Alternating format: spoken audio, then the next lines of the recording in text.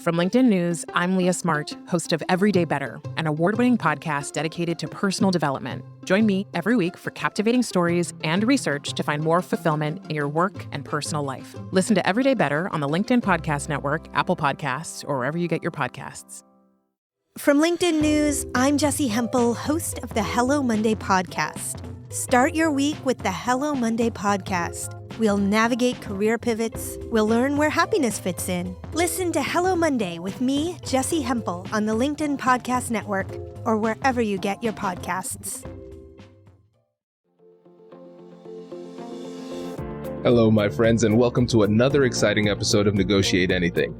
This show is produced by the American Negotiation Institute, and with over 5 million downloads and listeners in over 180 countries, listeners just like you have made this the #1 negotiation podcast in the world.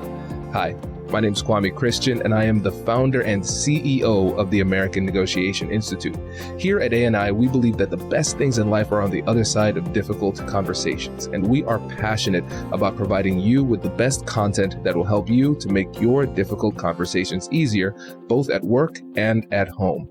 Lastly, I want to remind you that we offer consulting and conduct trainings, both virtually and in person, all around the world. Our focus is in 3 main areas. First, negotiation and conflict resolution. Second, leadership. And lastly, diversity, equity, and inclusion. Check the link in the description below to learn more about how we could work with you and your team. And now, without further ado, let's jump into the interview.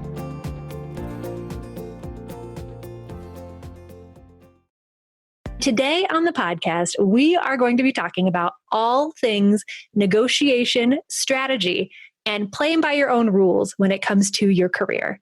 I'm so excited about today's guest. We're going to be talking about making unique and interesting career pivots of your own, finding ways to extend your skills in tons of new cool directions. And then we're going to talk about some of the things that you might be facing right now. Thinking about making a potential career change, considering how to make sure that you're optimizing your opportunity to be paid what you're worth, thinking about considerations in the middle of a pandemic. We are going to be covering it all today in a juicy, fabulous episode. Let me tell you about today's guest. Kwame Christian is a best-selling author and speaker and the director of the American Negotiation Institute and a subject matter expert in the field of all things negotiation and conflict resolution. He is the host of the world's most popular negotiation podcast, Negotiate Anything. And he is also a TEDx speaker doing Finding Confidence in Conflict, which was the most popular TEDx talk on the topic of conflict in 2017.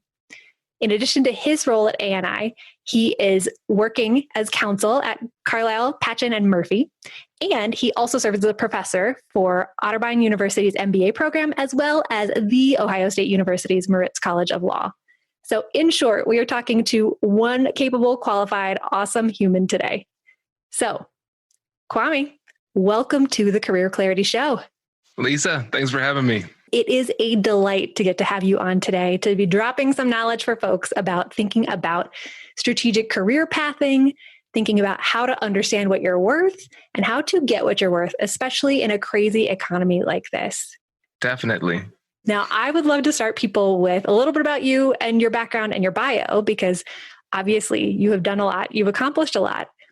But where does your career story begin? How do you end up as the person who runs a podcast and a business and also is working with multiple universities? Yeah, it's a fun journey. And so I think really what it comes down to is psychology. That's where it all starts. And my desire to help people. And so once we have that understanding, everything else starts to make sense down the road. And so for me, I wanted to be a psychologist originally, either psychology or psychiatry, either one. That was the idea. And then I started to get into politics because I said, oh, well, if my goal is to help people, if I am able to understand policy and affect change through policy, then I can help more people. That just is more efficient. So let's do that. So I finished up with my psychology degree and then transitioned into law. So that's where the law degree comes from, and the Master of Public Policy. But as I went through school and started to learn more about politics, I started to realize that's not the lifestyle I want to live. So I was that guy who graduated from law school, passed the bar exam, was getting sworn in by the Supreme Court, asking himself what he wanted to be when he grew up.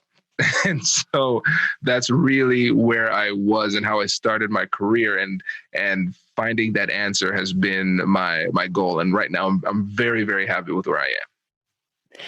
Well, let's connect a couple of those dots between getting sworn in and where you are today, because I think that there are probably a lot of people, both in the world of being attorneys or having their JD, who felt a similar way when they graduated, but probably a lot of people who have never thought about going to law school, but who have a similar passion around helping people and understanding the way that the brain ticks, who are trying to figure out, if not this, then what?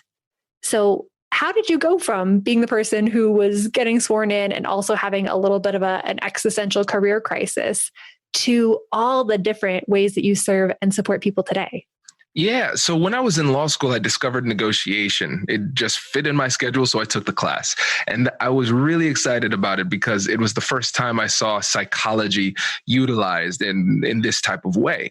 And so I became obsessed with it. And so they had negotiation competitions, and my friend and I competed in it, and we won the competition at Ohio State. And that gave us the opportunity to represent the school at regionals in Ottawa, Ontario. And we won that competition as well. And then we made it to the semifinals of the American Bar Association competition in New Orleans. And so I was hooked after that. I said, no matter what I do, this needs to be a main part of it, because I saw the psychology.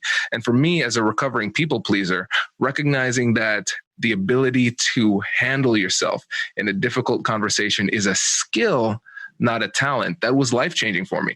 So for me, I wanted to find a way to share that message, because my motto is that the best things in life are on the other side of difficult conversations. And so for me, if I can help people to make these difficult conversations a little bit easier, we're putting them in a position for them to live their best life.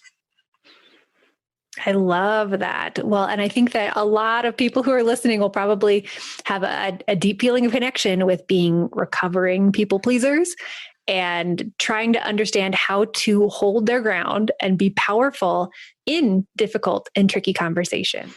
Well, let's dive into the mechanics of a difficult conversation, because I think part of that fear of making a transition into something new comes from, how on earth am I going to prove my value and prove my worth to a new employer that's potentially in a brand new industry?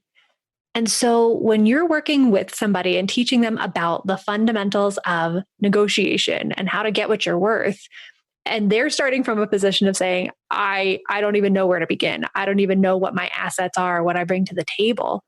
What's the way that you ease somebody into starting to strategize for a conversation like that? Well, first, we need to get clarity on the goal. I don't know. I feel like clarity is an important word for you. So let's go ahead with that. So we need to get clear on what the goal is. A strategy that I like to use is the 5 why technique.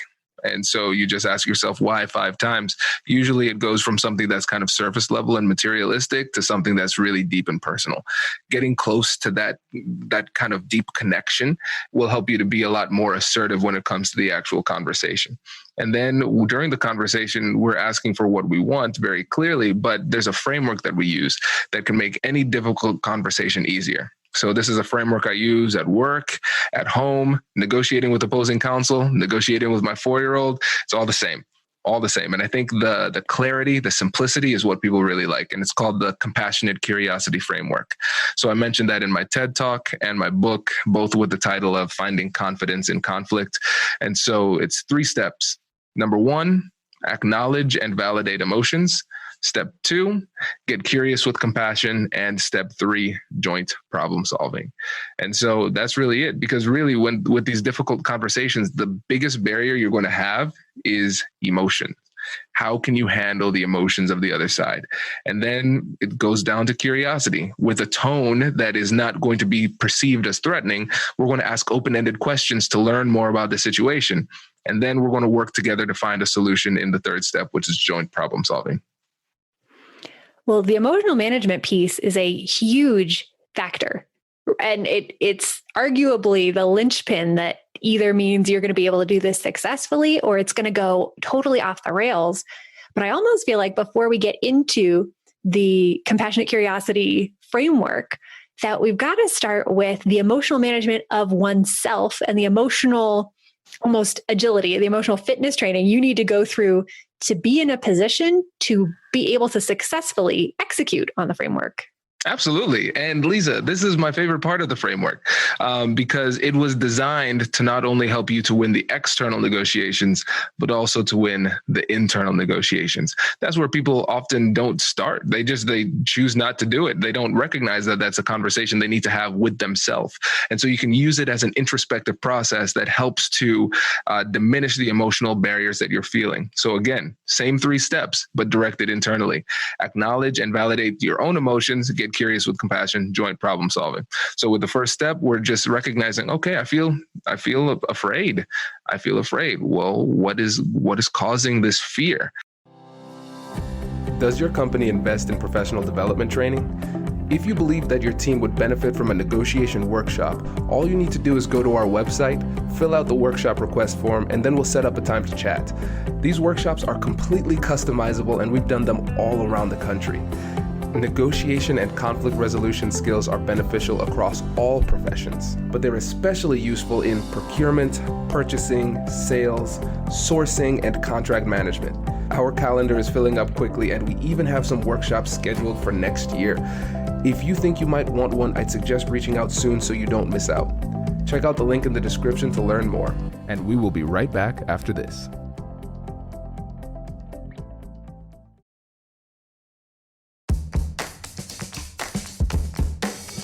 Hey you, I'm Andrew Seaman. Do you want a new job? Or do you want to move forward in your career? Well, you should listen to my weekly show called Get Hired with Andrew Seaman. We talk about it all, and it's waiting for you, yes you, wherever you get your podcasts. Brace the rudders! Raise the sails! Raise the sails! Captain, an unidentified ship is approaching. Over. Roger. Wait, is that an enterprise sales solution? Reach sales professionals, not professional sailors. With LinkedIn ads, you can target the right people by industry, job title, and more. We'll even give you a $100 credit on your next campaign. Get started today at linkedin.com/marketer. Terms and conditions apply. All right, so I'm going to dig deeply into it. Well, I'm afraid that if I ask, they might take this poorly. Well, then what might happen? Well, I'm afraid that if they take it poorly, then I might lose my position, or I might lose favor with my boss, something like that. So we're figuring those things out. And so then we can start to test those realities. Let's figure out what the worst possible thing is that could happen and do a thought experiment to see how bad it really is. Most of the time, it's not as bad as we think it is. And then we move on to the next step, joint problem solving. This is where we're reconciling the differences between our heart and mind. What do I need emotionally to feel secure right now? What do I need substantively in order to accomplish my goals? And how can I blend these two things together so I have that clarity when I go into the actual conversation? And the thing is, a lot of times people don't do this internal work beforehand. So people say things to them and they don't know what to do or say because they haven't thought it through. And then it turns into a really awkward conversation. Your confidence diminishes and the conversation goes poorly. I love that. And one of the things that I think about is when I see that nervousness and fear come up when somebody's considering a career change and starting to apply for new jobs in a new sector. One of the biggest things that'll often come up when they engage in that kind of a curious process is that they'll recognize, I'm afraid somebody's going to think that I'm an imposter because I haven't done this work before. And if you get curious about that belief and start peeling away the layers, you will either find option number one, this person is incredibly talented and capable and actually has a lot of transferable capabilities and experiences that they just hadn't been consciously thinking about and consciously valuing. So actually, they're going to be just fine, but we've helped them to surface some of the great argument points and talking points for why they're going to be a high value hire. Or option number two comes up when we dig into the imposter syndrome of actually, you've got a skill gap there. And there's a capability that this organization is going to be needing from you that they may not necessarily be willing to train you from 0 to 100 on. So it may also reveal some opportunities to do a lot of the work that here at Career Clarity we talk about as part of the phase 2 of our process of test driving your potential future direction, which could be taking a class, doing a freelance project. Kwame, like you were talking about, going and doing trainings for free just to get the experience and to generate the interest, to then be able to bridge whatever skill or capability gap there is, to then, again, be ready to walk into one of those negotiation conversations and be confident and sure, grounded to your core that you can do the work and that you're worth what you're asking for. Exactly. Yeah. And again, that's why the name of the book is Finding Confidence in Conflict, because a lot of times we're giving recipes to people who are afraid to get in the kitchen. If you don't do the internal work, it doesn't matter if you know how to have the conversation, because you're just not going to do it really well. And the imposter syndrome is real. That is a real thing. And I really like the fact that you added the substantive component to it, because a lot of times people inappropriately just say, oh, it's all in your head, all in your head. Well, I mean, sometimes you just might not have the skill. You might actually be an imposter. Most of the time you're not. Most of the time it's just your brain playing games with you, and you actually have what it takes to do what you need to do. But then sometimes it's okay to recognize I have a gap. And so I'll give an example. So I remember I was talking to a friend who was teaching a sports psychology class. And he said, I don't know why they gave me this class, because I know nothing about psychology. He teaches sports history. And so they're just like, oh, you can teach this too. And so he asked me about personality psychology. And I was really surprised. I didn't know much about it. It was the recognition of a bizarre kind of gap in my understanding of psychology. I said, that's very strange. I have a degree. I read books all the time. And yeah, I'm not confident in my skills when it comes to personality, because for some reason, I haven't gone over that. And so this is what I did, Lisa. You'll love this. So this conversation happened in early February.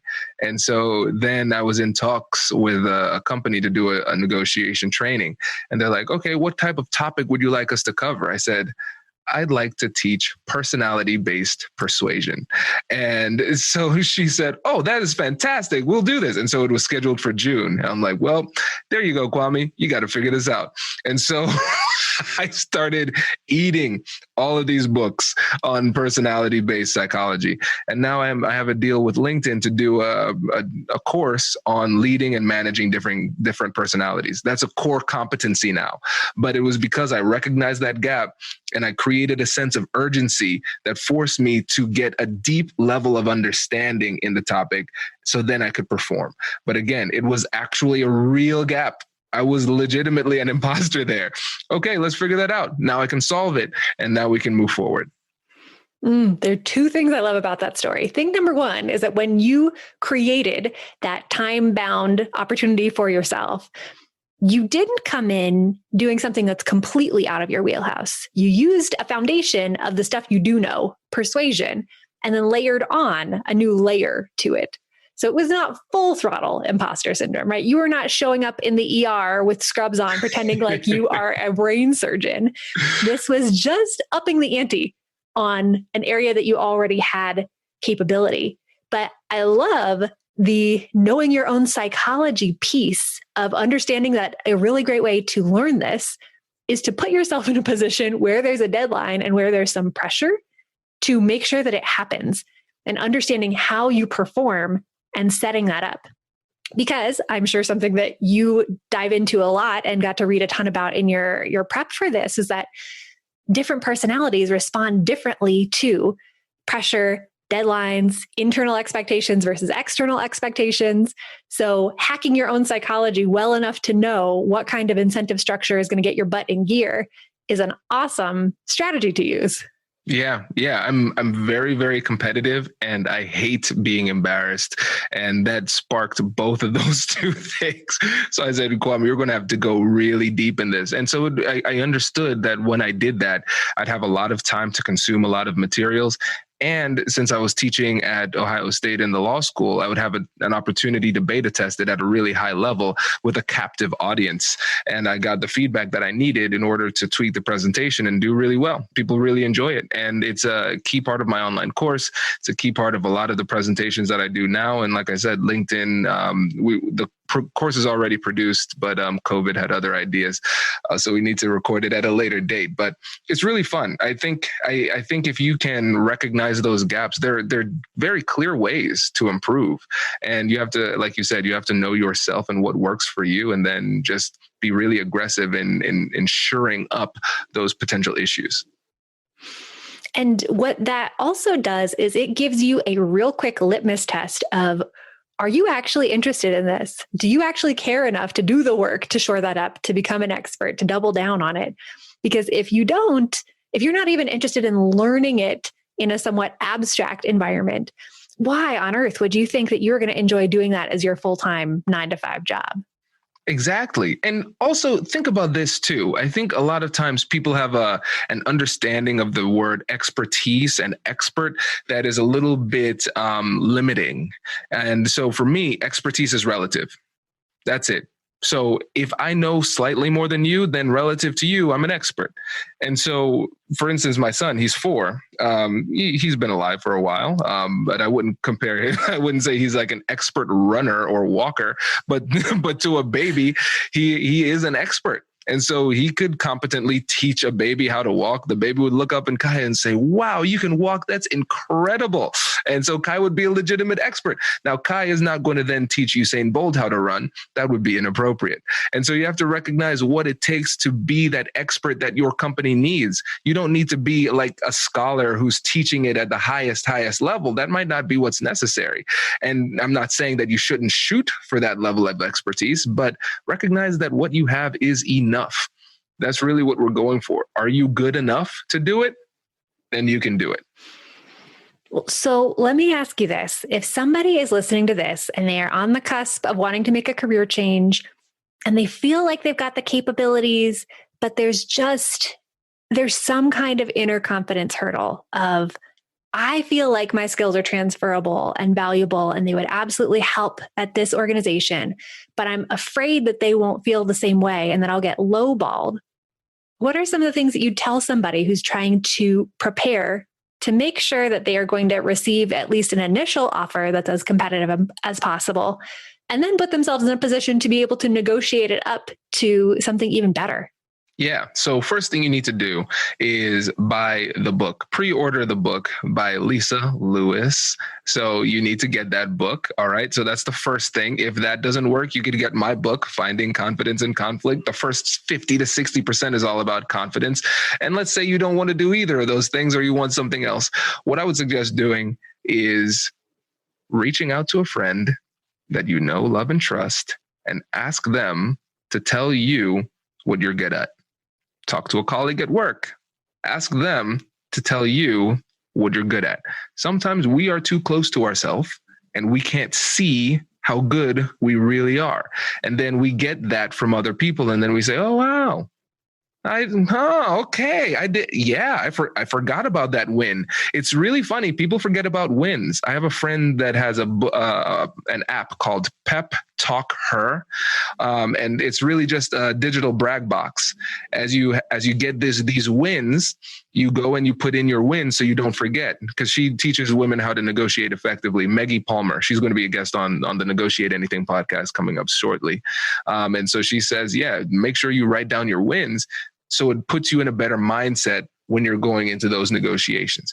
The thing is, when it comes to confidence, confidence has 2 main impacts. So first, it is an emotion, a feeling that leads you to take committed action. That's number 1.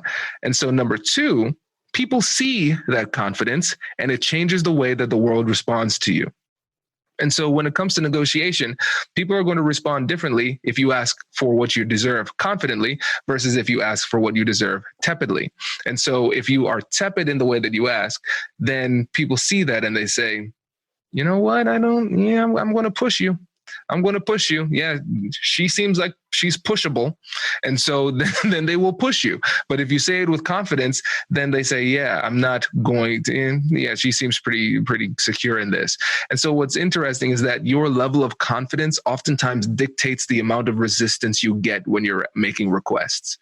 And if you leave this interview, this podcast interview, the listeners listening to this, and you just feel more confident, let's say you don't get any more skills or expertise or anything like that, or you just are more confident, you're going to be more successful in your negotiations too. Congratulations, you've just joined an elite club. By listening to a full episode, you're now officially on the Negotiate Anything team. So welcome aboard. What most team members do is they subscribe to the podcast because that allows them to automatically get the latest episodes of the show. The best things in life lie on the other side of difficult conversations. Keep learning, keep practicing, and keep getting better. Your relationships will improve, your career will soar, and you'll have the confidence you need to get the most out of these crucial conversations.